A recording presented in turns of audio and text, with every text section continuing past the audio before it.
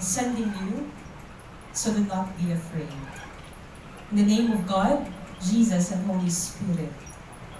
Amen. Pinapahan ako doon. Good afternoon. Magandang hapon po sa ating lahat. First, I'd like to extend my sincerest gratitude to Den Larry for inviting me to be part of this jubilant event in the life of my home. I call this my home, St. Paul, and it's so good to be back after 5 years. And of course, to take part also in this joyous moment in the life of this, our young, not so young, travelers towards the ordained ministry. Sa mga parents po na nandito, seminarians, isang mapagpala at magandang hapon sa ating lahat. I remember the first time I traveled from Manila to Iloilo. I was with Dean Larry that time, together with the teaching staff of St. Paul, when we have attended the consultation on the theological education held in Manila. That was year 2018. The second time was with my co-women seminarian when we have attended the ordination anniversary, women ordination anniversary, again in Manila, year again 2018, something like that. The third time was with Father Jovel and Father Daryl Katakutan when we were sent on a cross program hosted by NCCP and Union Theological Seminary. The fourth time was yesterday. But I remember that during those times that I traveled with them, I am sure that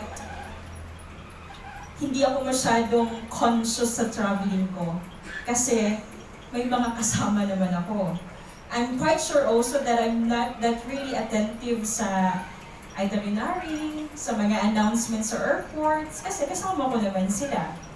That's why when I realized that I have to travel from Manila to Iloilo alone, I was very paranoid. In fact, I kept on checking my itinerary few days before my flight. I also kept on asking Father Monet what to do, where to ride from Iloilo Airport to Hordan Wharf. And in fact, I also arrived in NAIA Terminal 2 5 hours before my flight. That was so early. And halos kada tunog ng may i-announce sa airport, I removed my headset kasi gusto ko talaga mapakinggan. Just in case na delayed or may change sa boarding gate and everything. I was very paranoid. I was very conscious. And that time I realized how important it is to be attentive, to be conscious on the instructions and directions. Why am I telling you this? Because I'd like to make an emphasis that heading towards a certain destination requires our consciousness, requires our attention to the instructions and directions given to us. To the parents who traveled from different places, traveled first time going here in Guimaras, I'm quite sure that you too have been attentive sa instruction, mga traveling instruction na binigay sa inyo ng inyong mga anak. Because I doubt, kung hindi kayo naging attentive, naging conscious, hindi ko alam kung makakarating kayo dito sa SPTS. Am I right? Yes, pretty sure. To my siblings, so we'll be graduating tomorrow. Senior, sabi ni Rector. Hindi pa rin kayo tinawag na graduating. Seniors. You have been filled and given instructions and directions for 4 years here in seminary. And all of those are intentionally set for you for the lifelong travel you have to traverse the moment that you go back and serve to your respective local churches. I just hope that you have become conscious and attentive with all those instructions and directions given to you. Interestingly, our gospel this afternoon took place within the context where the disciples of Christ received also the instructions and directions given by Him the moment that they were sent by Christ.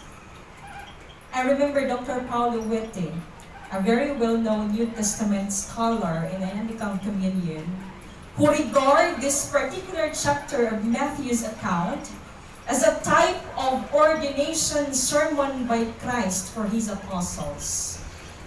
Here, Jesus told His disciples and their role as preachers of God's kingdom. He anointed them. He sent them. He gave them power and authority.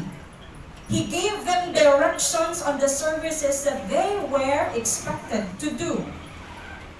And in particular, verses 16 to 26, our gospel reading, records Christ's instructions to His disciples on what they will be encountering and how they should deal with those bittersweet encounters the moment that they will begin to do mission.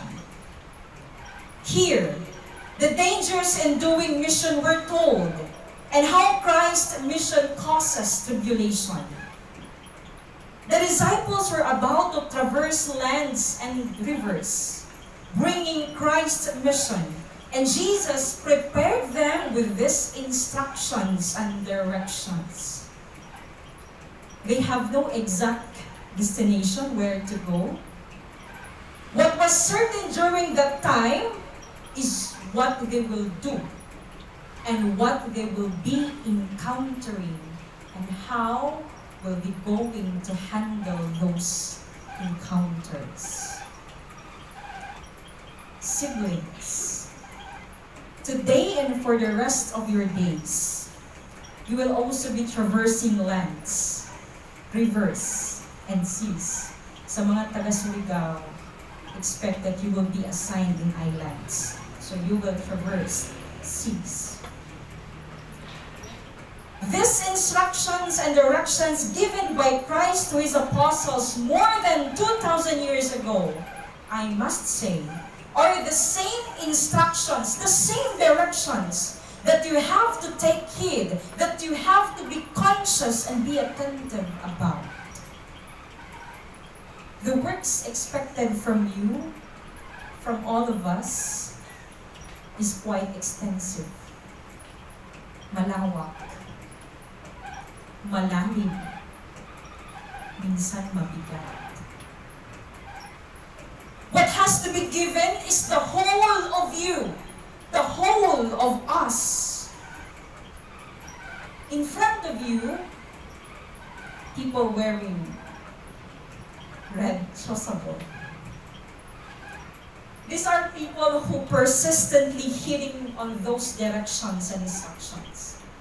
I love to assume that these are people whom for many years have been giving their whole life in God's service. Take a look, Bishop Dulces. Professor ko pa yan. Hanggang ngayon, professor niyo pa din. These are people who understand that discipleship isn't just about doing the works entrusted to them. But discipleship is also enduring the adversities lying beneath on those works. So I'm asking you now, do you really want to be one of us? Rector, di ka na nagtubag. Kasi pwede i-cancel tala na yan ang graduation. Do you really want to be one of us? Parang di pa yung convincing. Seniors pa ha? Di pa graduating. If yes, then ngayon pa lang, keep in mind that discipleship again isn't just about doing. Huge volume of discipleship is about enduring. It's about surviving. It's about persisting. If the tasks that await for you will test your endurance and fortitude. The question now is how? How to survive? How to endure? How to persist? Naalala ko bigla si Ma'am Abigail, anak po ni Bishop Richas. Limutan ko na yung subject natin sa kanya, but I think that is communication, yes, commands. In one of our sessions, ang laging reminder ni Ma'am Abigail sa aming class, the challenge always rely on the question, how? Kaya ang question ngayon, how? How to survive? How to endure? How to persist? In the opening verse of our gospel reading, Christ is so clear in his instruction to his disciples, and he said, I'm sending you out like a sheep among wolves. Therefore, be as shrewd as snake and innocent as doves. Kanina habang pinapakinggan ko yung gospel, iba yung word na ginagamit, referring to the snake. But in other some translation, for example, the New Revised Standard Version of the gospel, the word that is being referred to snake is shrewd. Today, when we hear the word snake or serpent, the image that can be immediately drawn in our mind is about treachery or disloyalty. Negative. But in Jesus' time, snake or serpent is a symbol of wisdom. That's why in some translation of the gospel it says, be wise as snakes. Be wise. And may kadugtong yun. Be innocent as doves. In Hebraic analysis, dove symbolizes purity. It symbolizes sincerity and gentleness. So when Christ said, be wise or be shrewd as snakes and gentle as doves, He is telling His disciples to be wise, to be pure, to be sincere, and to be gentle. Be wise. Hindi pwedeng sugod lang ng sugod. Sometimes you have to pause. Sometimes you have to observe. Sometimes you have to understand first the situation. You have to observe the context. And this is somehow one of the challenges kapag bagong graduate. Kasi pag bagong graduate, atat na atat sa ministry, lahat gustong gawin sa parokya. To the point na naging sobrang insistent na tayo. Gusto natin sugod lang tayo ng sugod without observing or understanding the situation and the context first. Oh, the gospel reminds you to pause, observe minsan. Pag sinabing pull, pull na, huwag lang push ng push. Kaya nasasaktan. Ha? Na-insert pa talaga. Be gentle. Not only towards the people whom you will be ministering, but be gentle also with yourself. You know, in Bisaya, we have a very popular proverb that says, sa ministriya, dili paunhanay, palahutayay. If I'm going to translate it in Filipino, sa ministriya, hindi mahalaga kung sino ang nauuna. Ang mahalaga, sino ang nanatili. Be gentle. Be pure with your intentions. Be sincere in your actions. And what is noticeable about these things is that Christ possessed all these attitudes. Many instances in the gospel narrative that tells us, for instance, Christ withdraw from the crowd. Ang daming mga gospel narrative na nagsasabi sa isang moment, Christ withdraw from the crowd. Christ withdraw Himself from the people. The messianic secret in Mark's narrative where Christ told Peter not to tell anybody about who He is. This is one of the manifestations that in His 3 years of ministry, hindi lang siya yung sugod ng sugod. He was so gentle not only to those people whom he met, but Jesus was also so gentle to himself. Many times in the gospel, where it mentioned that Christ went into the mountain to pray. Christ, in many instances of his life, chose to be in solitude. And you know what? This is interesting fact about Christ. Because he knew how to listen to his own human body. And speaking of listening, naalala ko tuloy si Bishop Dutches. Malapit na Bishop ma-mention lahat ng family niyo. You know what? In one of our sessions here, kasi dito nagka-klase kami dati, di ba? Hanggang ngayon pala, sabi ni Bishop sa amin, alam nyo, kahit gaano pa kayong kagaling, you cannot be successful and you cannot pass this class unless you know how to listen. And that's true. Kahit gaano pa tayo kagaling sa ministry, if we don't know how to listen, even to our own human body, I doubt if we can endure. He was so pure. Christ also was so pure in his intention. When he fed the thousands of people, he did that because he was so merciful to them. Because he was so concerned about them. And that's why when people began to clamor and they wanted him to be their king, Jesus left them. Jesus withdrew himself from them. Because his only intention is to serve them and not to be their king. He was so sincere. That is why it is not a question why, despite of the countless adversities that Jesus encountered, he managed to endure all of those until his death on the cross.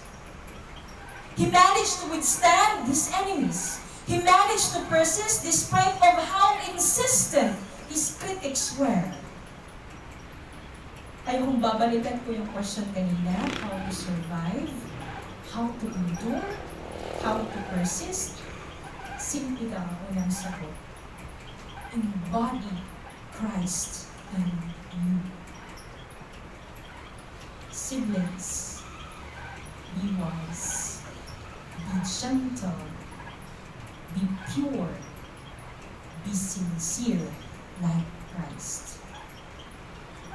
On the preceding verse of our gospel reading, there is also a mention about arrest. Ito na yung hirap. Sabi ko, siguro pag napakinggan ito ng mga gagraduate, aarestuhin kami. Hindi na lang siguro gagraduate.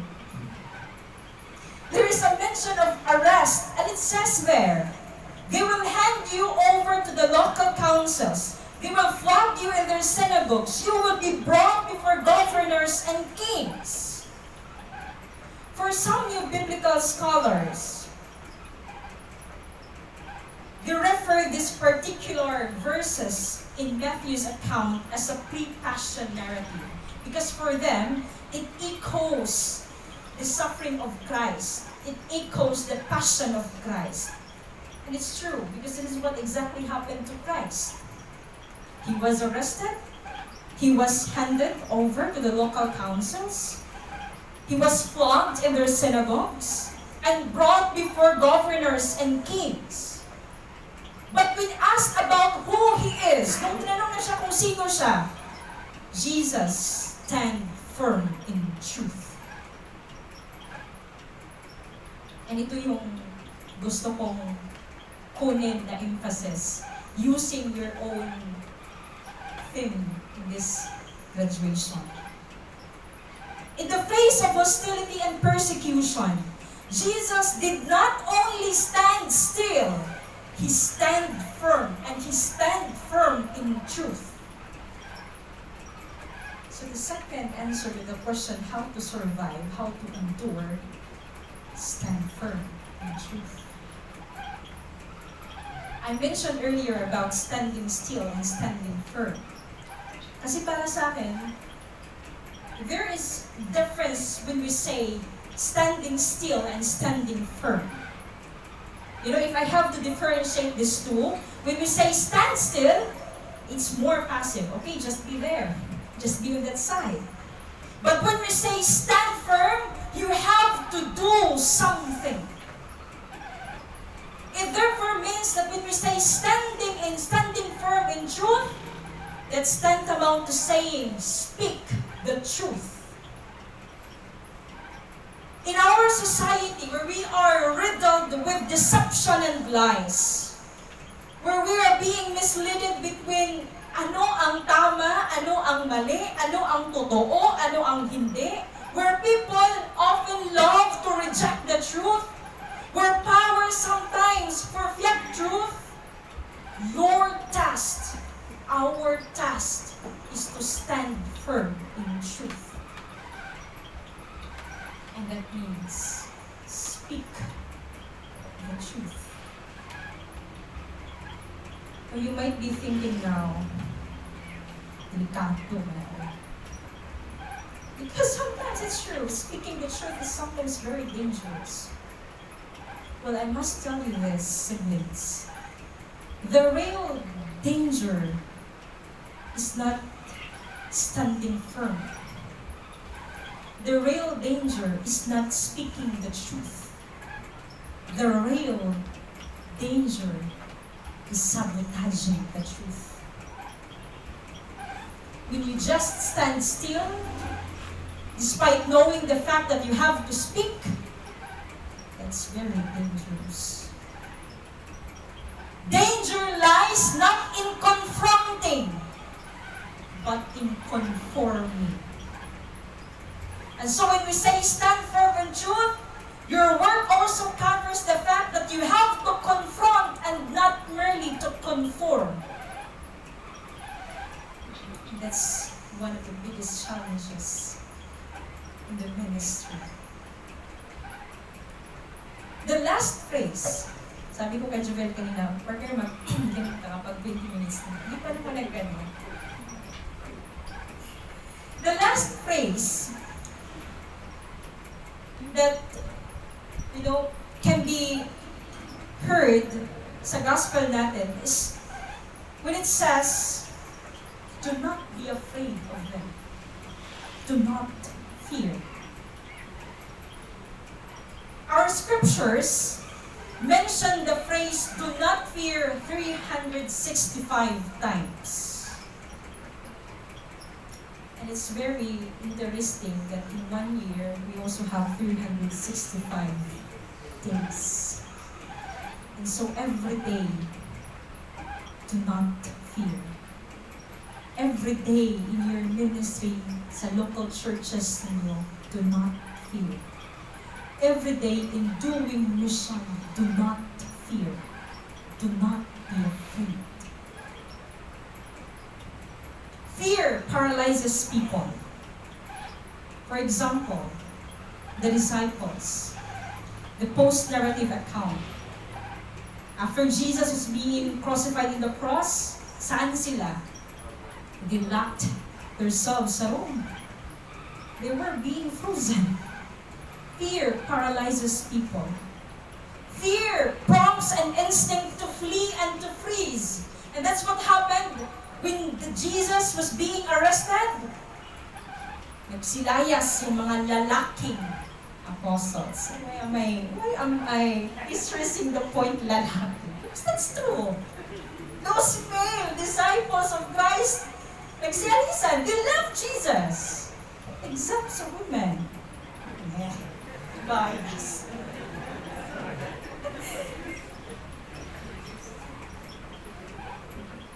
When Peter denied Christ 3 times, what's the reason? Because he was so afraid to be identified with Christ. Kaya kahit anong pilit ng lalaki pagsabi ng babae pagsabi, ikaw yun, di ba? Ikaw yung kasama yun. Hindi Bala, kaya hindi, kaya ako, hindi siya magangkon. Because he was so afraid. Fear impairs our ability to speak. Fear impairs our ability to stand.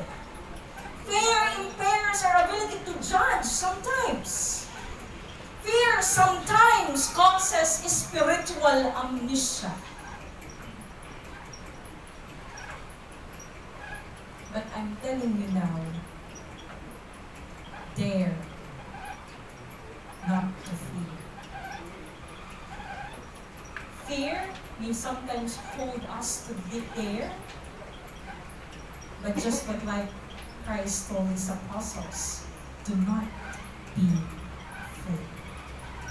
If I have to borrow the words of Dr.